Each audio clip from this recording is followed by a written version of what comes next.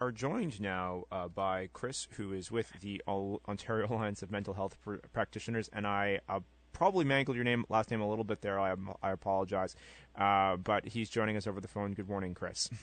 Good morning.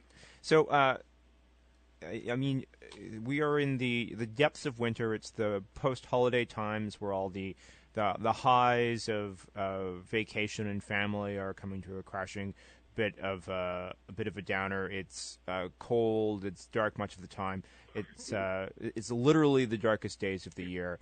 And there's, I think this is a time where, we see statistically that a lot of people have more troubles with mental health issues after holiday seasons like this. And you guys are here to help people. What are some of the things that people should be thinking about this time of year when, we're not just fighting colds, we have to make sure that we're mentally well as well?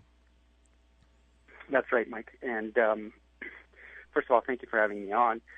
I think you're right. This time of year can be a very challenging time for many people. Aside from all the things that you've mentioned, the season, the weather, the holiday,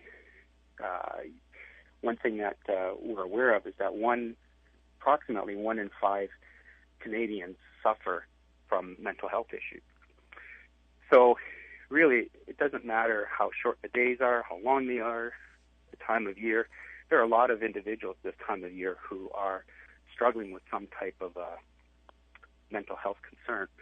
So our organization, as you mentioned, the Ontario Alliance of Mental Health Practitioners, was formed in 2002 for a number of reasons, and one in particular for your listeners is to encourage individuals who are struggling, who are wrestling with a number of issues, to reach out and to let them know that there are a lot of resources available to them. When people think of reaching out for help, they typically think of maybe their traditional talk therapy. Well, our organization consists of about 13 associations, mental health professional associations from a variety of disciplines.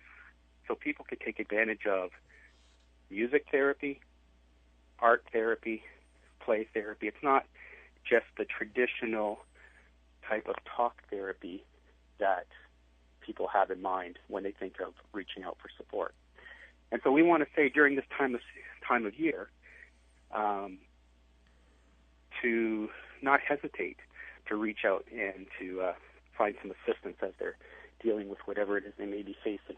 So let's talk a little bit about these. I think people understand, normally when you think of mental health issues too, and you say 1 in 5, that runs the full range of things, and even something very minor is probably something that you want to deal with. But I think people understand the sort of, as you said, traditional talk therapy where you lie on a couch and tell them your problems and talk things through. People understand the idea anyway of medication, but something like sand therapy or music therapy is something that I think is, there's words in there that sort of explain what it is, but I don't think people will follow through as to what that actually means. So for someone that hasn't heard of something like that before, what's involved with some of these, and what sort of role do they play, and where do they fit in the options that people have? So I myself am not I'm not trained in art therapy or music therapy, but we have created a website specifically to answer the question that you've just asked. And if I may share that, it's www.ontariomentalhealthalliance.ca. And your listeners can go onto that website and click on a number of different modalities, such as music therapy. And I'll just briefly share something with you here. What we have is that music therapy, for example, something that someone might experience when they meet with a music therapist. The music therapist will use things like singing, playing an instrument, music, movement to music rather, various imagery, and it involves different types of assessments and strengths and the needs of the client. And people can tap into this resource for the purpose of improving things such as communication, social skills, increasing self-awareness, and mental health in general as well. So that's a little bit of a description of what a music therapist, some of the skill sets or the techniques a music therapist might use when someone is sitting across from a music therapist. And so you do music therapy professionally, or is that just... So for myself, I would be what you would consider someone that would engage in talk therapy. Okay. Yeah. Perfect. And that's the more common one that people think about. But what we want to emphasize is that the public has a variety of resources available, a variety of creative, clinically sound resources available to them. And there's often a stigma, unfortunately, as you know, still associated with reaching out for support. We want to say that we want to try and remove that stigma, and that there can be some very creative ways that people can move through the struggles and issues that they may be facing.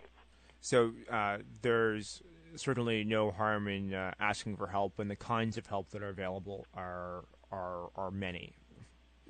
Yes.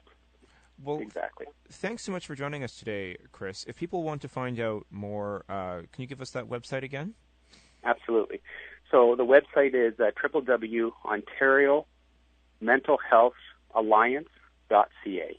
All right. Well, thank you so much for joining us, and best of luck as things go forward. Thank you, Mike. Thank you.